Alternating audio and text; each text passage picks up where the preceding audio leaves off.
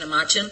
In terms of parental alienation, the Dolce Vita have been in touch with me, and actually I was hoping to be able to go up and meet with them, though I think the initial timing that we had hoped to set up won't necessarily work. But parental alienation is a significant issue. Undoubtedly, it has massive consequences for the non-resident parent, but also for the children and the relationships. And we know that relationship breakdown can have long-term negative impacts if not handled in a constructive way.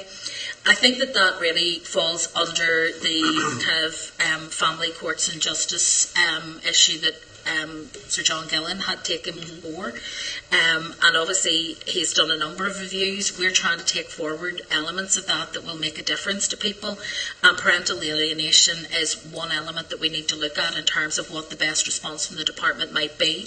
So it's not included in the domestic violence bill, so it's not part of that, or domestic abuse. But it is an area where I think that there is more work needs to be done in terms of establishing how best to address it. It may in fact need legislative change, but simply a change in terms of practice and procedure. And so that's something else we need to look at in terms of the reviews that have been done, so that that kind of parental alienation is recognised and taken account of when it comes to, for example, the family court system, and when decisions are being made in respect of access, custody and other things, that there's raised awareness of the risk of parental alienation, because we know that it has a very detrimental impact on those affected by it. It is an area where I think that there is more work to be done, and it's one that I would want to return to when policy is better developed. Because I think people would have expected it in the domestic bill that was coming forward, the domestic violence bill.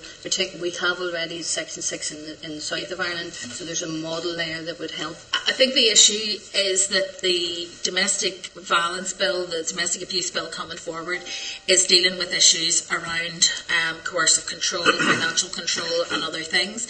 And it may be that some forms of parental alienation will fit within that definition, but parental alienation per se is not mentioned in the bill.